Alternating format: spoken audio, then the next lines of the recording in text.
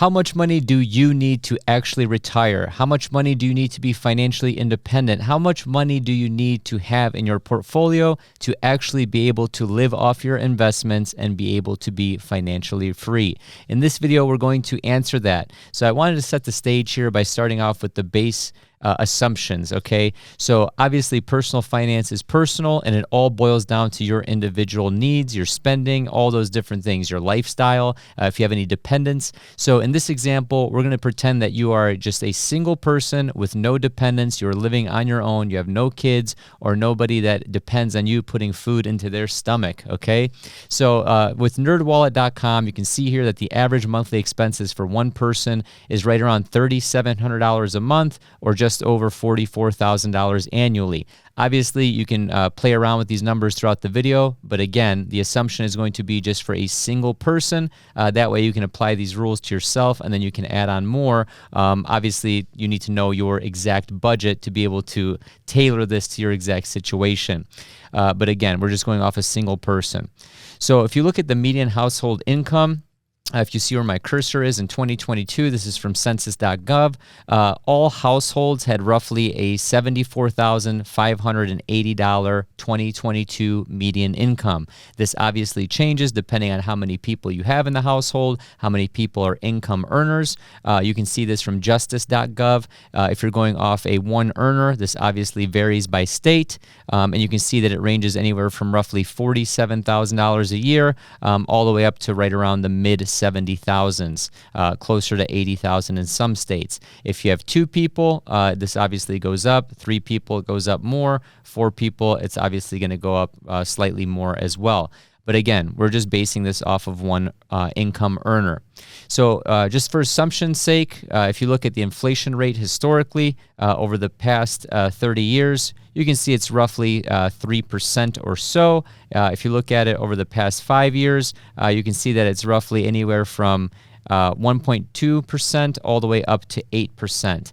That's not going to matter because I'm going to account for all of that in these calculations here. And then let's get into some assumptions.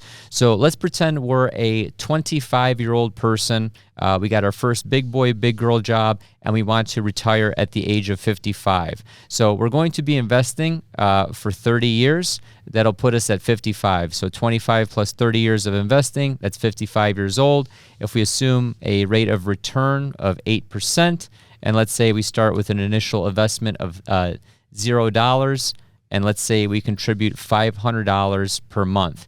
So we can obviously adjust this for inflation. Let's just say inflation is 3.5%, and let's say that this is sitting in a Roth IRA. Let's just pretend that all of these gains are sitting in a tax-advantaged account. So I'm going to put in the tax rate at 0. If you wanted to put this in a taxable account, depending on your income level, you're probably going to be at 15%. So let's just say this is a Roth IRA and we're at 0%. So if this person puts away $500 a month for 30 years with an 8% rate of return, you can see here that after 30 years, they have roughly $708,000, okay? So we're going to take all this and we're actually going to throw this into FiCalc here real quick. But what I want to show you is the traditional 4% rule, which has typically been the safe withdrawal rate based on the Trinity study that was done years ago. You can see that if we took let's just pretend if we're going off of this monthly income of $3,700 a month, I'm going to bump that up to $4,000. Obviously, these are just assumptions. Some people, their rent is $4,000. Okay, their car payment is $1,000. So it just really depends on your lifestyle. There's no way that I can make this video with just a blanket statement. You have to apply what I'm teaching you here to your own personal numbers. I'm going to bump this up to $4,000 right here. And you can see $4,000 times 12 is $48,000. If we divide that by 4%, the historic safety withdrawal rate, you can see here that this person is going to need about $1.2 million to be able to feel safe in retirement. And we'll go back to this number here in a second. So what I'm going to do is I'm going to take this $708,000, assuming that this person invests $500 a month over 30 years. Obviously, you can check this box right here, and you can adjust for inflation. If you adjust for inflation, your additional investment is obviously going to go up, and you're going to have $1 million after 30 years. Let me show you that number right here. So without adjusting for inflation, this person is investing $180,000, if you can see where my cursor is. If I do adjust for inflation, this person is investing almost double. He's investing $309,000. So I'm going to pretend that this person just invests $500 for 30 years. He's not adjusting for inflation because this app right here is going to do that for us. But before I actually put in these assumptions and actually get to the point of this video, figuring out whether $708,000 at $48,000 a year of expenses is enough. Is it going to get him there based on what he's invested his whole life? Or is it going to be closer to that $1.2 million number based on the historic 4% rule? But before we get into that, let's check out today's video sponsor, Policy Genius. My wife and I are celebrating our third holiday season as parents, and as many of you know, having children changes your perspective on a lot of things. One of those things is thinking about the future, but not only my future, more importantly, the well-being of my family's future. The holidays allow us to spend time with family and remind us of how important our responsibility is to protect them. I wanted to make sure that my girls are taken care of financially if anything were to happen to me or my wife. We just recently had our second child, and we have such peace of mind knowing that they're taken care of with our term life insurance policy via Policy Genius. We both travel a lot overseas, and if anything were to happen to us, we know that our girls won't go through a life at a financial disadvantage because of the simple steps we took to get our term life insurance from Policy Genius. Getting started with Policy Genius is simple. We filled out our information on the website, talked to their licensed agent, answered all of her questions, and she got back to us with quotes that made a lot of sense to us financially and also covered our needs. Policy Genius knows how valuable your time is. Their technology makes it easy to compare life insurance quotes from America's top insurers in just a few clicks to find your lowest price. With Policy Genius, you can find life insurance policies that start at just $292 per year for $1 million of coverage. Some options offer same-day approval and avoid unnecessary medical exams. Their licensed, award-winning agents can help you find the best fit for your needs. They work for you, not the life insurance companies. That means they don't have an incentive to recommend one insurer over another, so you can trust their guidance. Policy Genius is for parents, caregivers, and anyone else who has people who depend on them. They simplify the process of getting life insurance so you can protect the people you love. No wonder they have thousands of 5-star reviews on Google and Trustpilot. Your family deserves peace of mind. A life insurance policy through Policy Genius can give it to them. Head to policygenius.com/whiteboardfinance or click the link in the description to get your free life insurance quotes and see how much you could save. Okay, thank you for sitting through that. It helps pay for the production costs of this channel. So if I go to FiCalc, I'm going to zoom in here. I actually showed you this in the Dave Ramsey video on why he's wrong about his 8% withdrawal rate. It just doesn't make sense. But again, we're going to assume that this person is going into retirement at the age of 50. So let's just say they need 25 years to live off in retirement, because remember, they're investing for 30 years starting at the age of 25. They would now be 55 years old with these numbers. So if their portfolio is, let's use that $708,000 number and some change, and say I wanted to go into 80% stocks, 15% bonds, and 5% cash, I'm actually going to zoom in here and just say he started his allocation at 100% stocks.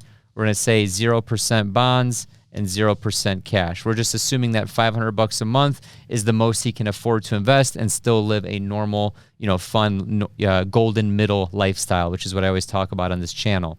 However, we're going to change his allocations over time. So by the time he does become 55 years old, this ending allocation, let's make it 55% stocks. We'll make it 45% bonds. And we won't have any cash. Let's just pretend he has no cash, okay? Because he's going to live off Social Security when he's eligible for it in his early 60s. I'm just making this up for assumption's sake.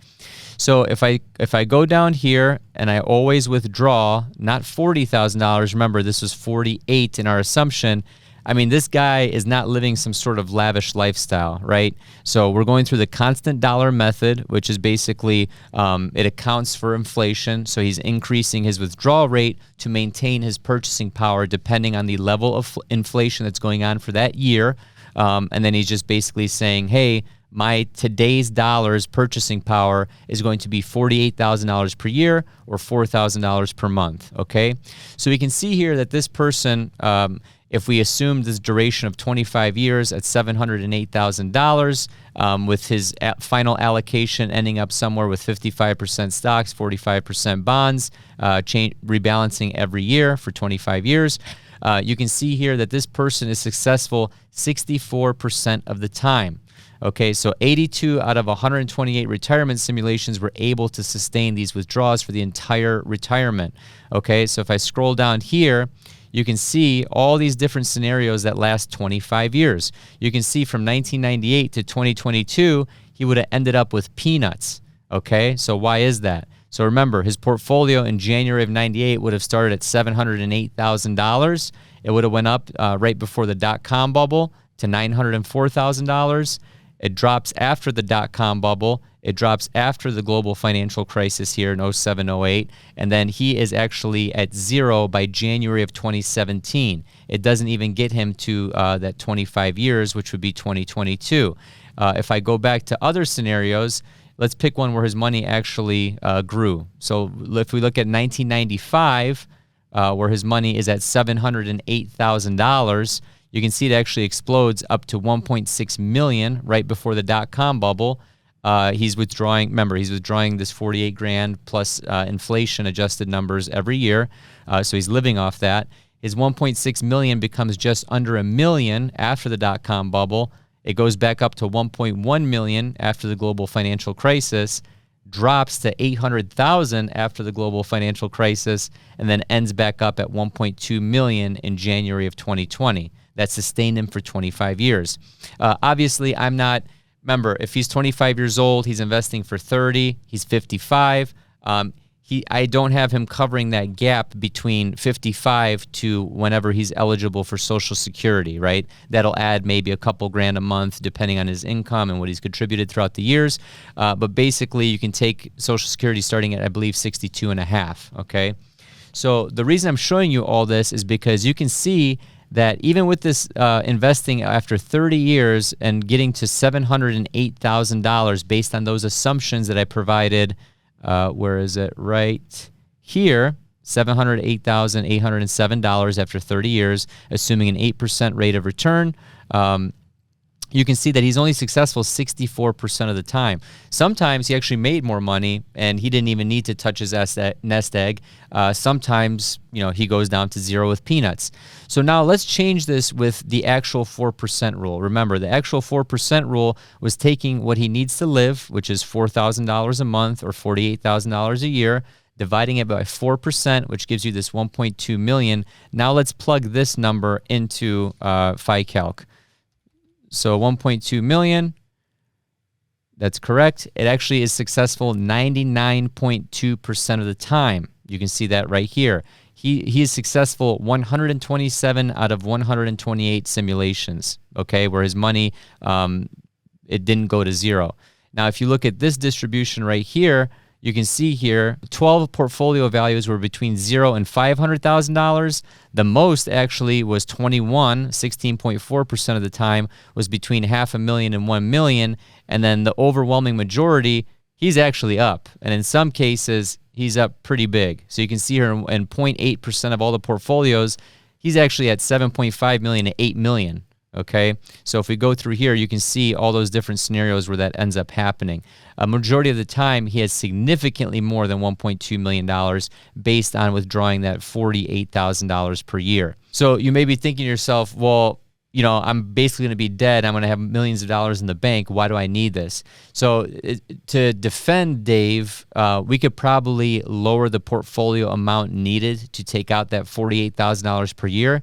But remember, this person is living off $48,000 per year adjusted for inflation. So all that means is that he's maintaining his purchasing power in today's dollars, or when the simulation starts, of $48,000. Okay? So it's not like he's, living some lavish lifestyle. I think that's a very frugal lifestyle to live off $4,000 a month with no dependents. You still may want to travel. You still may want to live somewhere a little bit nicer. You still may want to drive a nicer car. Again, this is this is personal finance. I don't know what your situation is going to be like. However, you can see here that the 4% rule is the rule that actually maintains your purchasing power over time. And you can see in most of the cases, you're actually ending up with more than the 1.2 million. So what would I say here? In this situation, you can either retire with a little bit less, let's call it 850 grand, and you're still successful 3 out of 4 times at 77.3%. Or if you wanted to do the 1.2 million, say you had the means to be able to retire and live for 25 years off that 1.2 million, let's bump this up to, I don't know, let's call it 75 grand a year. Let's see what happens then. Well, then even with the 1.2 million, you can see here you're almost doubling your withdrawal rate. If you wanted to double it, you'd probably be closer to $100,000. Let me actually do that. If you wanted to double your lifestyle, you're only successful 41% of the time. If you wanted to go back down somewhere in the middle at 75,000 per year, you're successful 7 out of 10 times at 69.5%. So what was the point of this video? It's to show you that the 4% withdrawal rate it's the Trinity study for a reason. It's called the safe withdrawal rate for a reason. You're withdrawing 4% of your portfolio and adding typically 2% for inflation every time you take out that money year over year. That's what they use for the inflation rate. We all know that inflation has been higher over the past few years. If you go to the grocery store, groceries are up 40, 50, 60, 70%. Car prices, housing, all that stuff. So you can't necessarily use the 2%. That's why I use the constant dollar method in this scenario right here. You can see that right here. That just basically goes with straight up inflation, right? If you go with read about this strategy, you can see constant dollar withdraws the same amount of money each year adjusted for inflation. So you don't have to adjust your lifestyle, okay? One of the questions that came up in WhiteBoard Finance University during one of our live streams was, hey, do you recommend the constant dollar or do you recommend the safe withdrawal rate? If I'm working my butt off to get to the point where I'm potentially financial independence, retire early, or just financially independent in general, I don't want to have to adjust my lifestyle based on what my portfolio is doing. So I want to be able to be safe enough where I have a big enough nest egg to where, hey, I can go eat a ribeye steak on a Sunday because I feel like it and that's my lifestyle, right? Or I can go buy this car or do, whatever I want in retirement or go travel because I've earned it. That's going to require a bigger nest egg, obviously, and I don't want to have to adjust my lifestyle based on market fluctuations or what my portfolio is doing. So again, that's going to be harder to achieve because you need a bigger nest egg, but at the same time, that's why I chose the constant dollar strategy.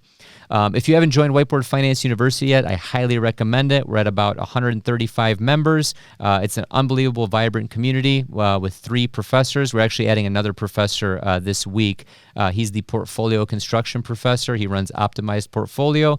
It's an unbelievable group of people and an unbelievable value. Check it out in the link below if you haven't already, or visit WBFUuniversity.com. The last thing I wanted to end on this is that you don't necessarily have to fire or live some ridiculously frugal lifestyle just to maintain fire. What I like to shoot for is basically barista fire or even coast fire. So barista fire, in my opinion, is say you're 20 years old, you get into investment banking, you're working 100 hours a week, ready to blow your brains out, you're stressed out, you have no social life, you're just, drinking, smoking, doing whatever on the weekends just to have some sort of, escape from work, but you grind in your 20s and you make a boatload of money, right? Well, then you can save up that nest egg if you have a good savings rate personally, if you're disciplined enough to do that, and then you can go and become a barista. Not literally, but that's why it's called barista fire. You can sacrifice when you're young and you have the energy and not necessarily all the responsibility later on in life, if you have kids and raising a family and things like that, then you can get into a somewhat easier or maybe even a part-time job, if that makes sense. So your nest egg doesn't necessarily have to be $1.2 million like in this example here, but it should be somewhere where you can get to that coast fire number, invest the number that you have to get to, coast to the rest, and then you can choose to do something else that's a little bit more gratifying or that pays a little bit less with significantly less stress. That's how I choose to live my life. So hopefully this video was valuable for you. Again, thanks to today's sponsor, Webull, and also check out WhiteBoard Finance University if you haven't already. It's an unbelievable community with a ton of value. Courses, personal trainers, if you want to use the gym analogy, coaches, things like that. It's incredible. Thank you so much and have a prosperous day. Hey guys, I usually end these videos on a funny note or with some sort of prank or joke or whatever, but I wanted to end it on a serious note. I'm not affiliated with this person, but I highly recommend you check out the book Die with Zero. I just finished reading it a couple weeks ago, and it's basically my life's philosophy summarized and written in a book better than I could ever eloquently explain, as the author does in the book, Bill Perkins.